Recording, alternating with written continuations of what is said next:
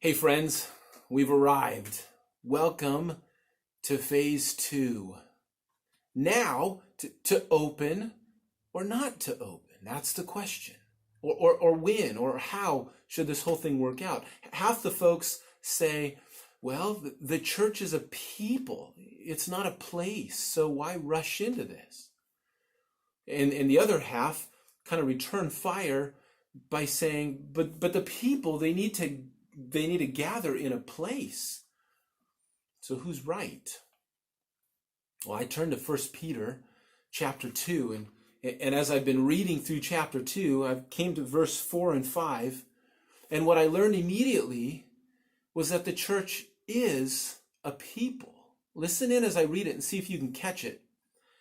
It says, as you come to him, the living stone, rejected by men, but chosen by God, and precious to him, you also, like living stones, are being built into a spiritual house to be a holy priesthood, offering spiritual sacrifices acceptable to God through Jesus Christ. Did you catch it in there? We, the people, are being built into a spiritual house. Elsewhere in Scripture it says, don't you know that you yourselves are God's temple? And that God's Spirit lives in you. So it's true what they say. The church is a people. God doesn't manifest himself in a place anymore, but rather through his people, a set-apart bunch of imperfect bricks who are bringing to God their spiritual sacrifices of prayer and praise anytime, anywhere. But as well, there's a unique dynamic to the church being a people, each one a stone. And that is that it takes more than one stone to build a house. You see, God's people are the church, each one a living stone, and collectively gathered, we become a spiritual house.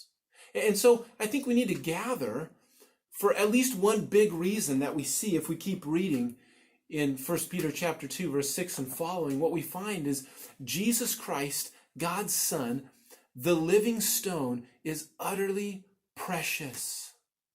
And we who believe in him, we get that at the deepest place of who we are. But to an unbelieving world, it's a joke.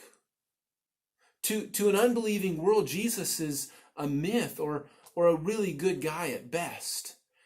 The scripture says he's a stone to curse when stumbled over. Friends, we need to gather back together because what is so utterly important and precious to us, the world is hostile towards. We need to be together so that our faith is affirmed through things like the public reading of Scripture and corporate prayer together. And just the encouragement that comes in face-to-face conversations and interactions with other believers. Listen, here's what we're looking forward to. As leaders, as pastors and deacons, what we're encouraging and inviting you to do is continue to stay tuned in to what we're doing on these videos. Continue to stay tuned in to what we're doing on Sunday mornings in our online worship experience. And when you're ready, we want to invite you to maybe invite a few folks into your home or maybe join some others in someone else's home and worship together with them. And really soon, we are going to gather small groups of folks at the church building to worship as well. So we're going to have all of these continually available to us to worship together, to celebrate the preciousness of Jesus Christ. Listen, we love you and we miss you. We can't wait to see you again.